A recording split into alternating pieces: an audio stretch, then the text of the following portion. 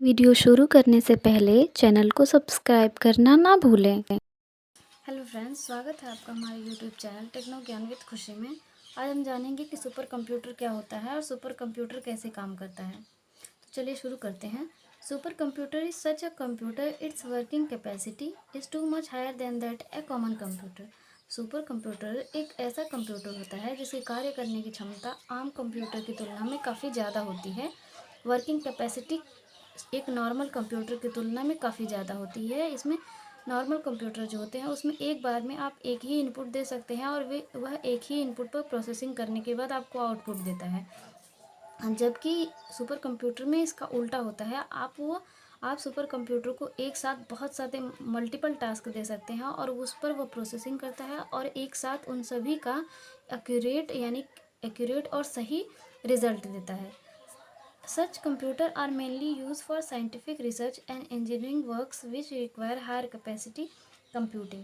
ऐसे कंप्यूटर का यूज़ मुख्य रूप से वैज्ञानिक और इंजीनियरिंग कार्यों के लिए किया जाता है जिसमें अत्यधिक उच्च गणना और अधिक तेज स्पीड वाले कंप्यूटिंग की ज़रूरत होती है। नॉर्मल इस कंप्यूटर का यूज़ मौसम विभाग में ज़्यादा किया जाता है और स्पेस रिसर्च में किया जाता है, जिसमें एक साथ बहुत सारे कैलकुलेशंस करने होते हैं और साइंटिफिक रिसर्च करने होते हैं। तो चलिए इसके बारे में और डिटेल में जानते हैं। Important points of supercomputer. Normal computer use serial processing to perform a task in which only one task can perform at a time। जैसे मैंने पहले भी बताया कि नॉर्मल कंप्यूटर जो होते हैं वो पहले आप उसमें एक डेटा एंटर करते हैं, उसके बाद वो उस पर प्रोसेसिंग करते हैं, उसके बाद आपको आउटपुट देते हैं। जब तक कि आपका एक डेटा प्रोसेसिंग पे होता है आप उसमें कोई भी चेंजेस नहीं कर सकते हैं। आप उसमें कोई भी एक्स्ट्रा डेटा यानी कि एक साथ दो तरह के इंस्ट्रक्शन नहीं दे सकते। After completion of one task, the process of another task start. That's why it's called serial processing। यानी कि इसका कहने का मतलब यही है कि जब तक आप नॉर्मल कंप्यूटर जो होता है उसमें एक डेटा एंटर करते हैं, उसके बाद प्रोसेसिंग होती है, आउटपुट निकलता है, उसके बाद आप वह नेक्स्ट इंस्ट्रक्शन पर काम करने लगता है। इसीलिए इसको सीरियल कंप्यूटिंग कहते हैं, जिससे एक समय में एक ही कार्य होता है और एक कार्य के ख़त्म होने के बाद ही दूसरे कार्य की प्रक्रिया शुरू होती है, जिससे यह काफ़ी सुपर कंप्यूटर की तुलना में धीमी गति से कार्य करता है। But the super computer work on the parallel processing. जबकि सुपर कंप्यूटर जो होता है वो पैरेलल प्रोसेसिंग पे काम करता है, जिसमें it consist of thousand of processor which are accurate to performing calculation simultaneously and that. आइए डिटेल में जानते हैं। जबकि सुपर कंप्यूटर जो होता है वो पैरेलल प्रोसेसिंग पे काम करता है कि एक कंप्यूटर है सुपर कंप्यूटर, उसको आप एक ही समय में बहुत सारे टास्क एक साथ ही दे सकते हैं और उसके बाद इसमें एक साथ ही हजारों छोटे छोटे प्रोसेसर्स लगे होते हैं। तो ये क्या करता है, आप जब एक समय में बहुत सारे टास्क इसको देते हैं तो ये उन टास्क को छोटे छोटे पैकेट्स में बांट देता है, छोटे छोटे पार्ट में बांट देता है और एक साथ ही उन सभी वो डेटा को उन सभी प्रोसेसर्स में बांट देता है, जिससे सारे प्रोसेसर्स एक ही समय में उस टास्क को कंप्लीट करने में अलग अलग टास्कों को कंप्लीट करने में जुट जाते हैं, जिससे कि इसकी प्रोसेसिंग सभी डेटा की और मल्टीपल टास्क की प्रोसेसिंग जो होती है वो एक ही समय पे स्टार्ट हो जाती है और उसका एक्यूरेट और बेस्ट रिजल्ट जो कि सही होता है, रिजल्ट आपको एक समय पे ही मिल जाता है। इसका ठीक ही उल्टा है नॉर्मल कंप्यूटर में। नॉर्मल कंप्यूटर में आप उसको एक इंस्ट्रक्शन देते हैं, उस पर डाटा इनपुट करते हैं, उसमें प्रोसेसिंग होती है, उसके बाद उस पर आउटपुट मिलता है, उसके बाद ही वो नेक्स्ट डाटा पे प्रोसेसिंग करता है, उसके बाद आउटपुट देता है।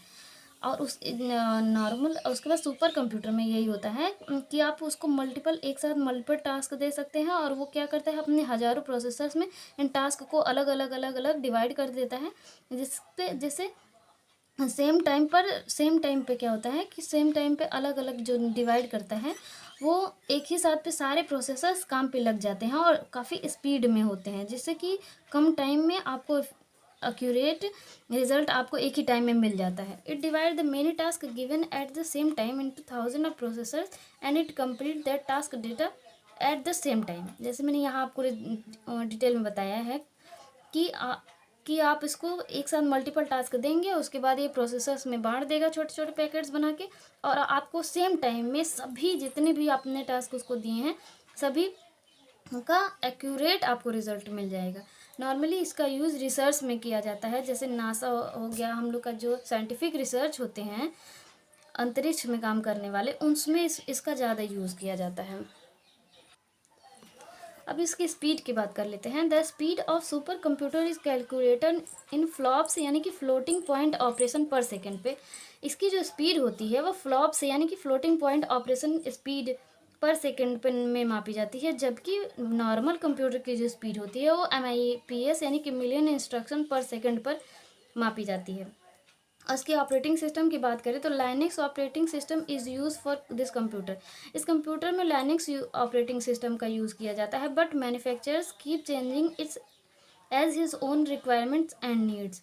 जबकि इस समय में जो प्रेजेंट टाइम के सुपर कंप्यूटर्स हैं, मैन्युफैक्चरर्स जो होते हैं वो अपनी रिक्वायरमेंट और ज़रूरत के हिसाब से अलग अलग ऑपरेटिंग सिस्टम का यूज़ करते हैं उसमें, जबकि नॉर्मली लाइनक्स ऑपरेटिंग सिस्टम का ही यूज़ किया जाता है। और भी इसमें जो ऑपरेटिंग सिस्टम यूज होते हैं वो सिंटैक्स हैं और ब्लॉक्स हैं। अब लैंग्वेज की बात कर लेते हैं कि इसमें कौन सी लैंग्वेज यूज़ की जाती है। सुपर कंप्यूटर में फॉर्ट्रेन और C++ लैंग्वेज यूज़ किया जाता है इसमें बनाने के लिए। Father of super computer Simon Cray, जो इसके फादर हैं का सुपर कंप्यूटर के जनक सैमूर क्रे माने जाते हैं। जबकि इस बारे में डिटेल में जान लीजिए कि सैमूर क्रे जो हैं उनका योगदान सुपर कंप्यूटर को बनाने में बहुत ज़्यादा था। इन्होंने एक कंपनी बनाई थी, उसमें सुपर कंप्यूटर किसी एक इंसान के बनाने के लिए पर्याप्त नहीं होगा एक इंसान, इसीलिए उन्होंने एक कंपनी बनाई थी। उसमें बहुत सारे साइंटिस्ट एक साथ काम कर रहे थे, जिन्होंने मिलकर सुपर कंप्यूटर का निर्माण किया था। जिसमें सैमूर क्रे का योगदान सबसे ज़्यादा था, इसीलिए इनको फादर ऑफ सुपर कंप्यूटर कहा जाता है। वीडियो पसंद आई हो तो लाइक शेयर ज़रूर कीजिएगा। धन्यवाद। वीडियोस पसंद आए हो तो लाइक कीजिए, शेयर कीजिए। इसी तरह की वीडियोस देखने के लिए हमारे चैनल को सब्सक्राइब कीजिए।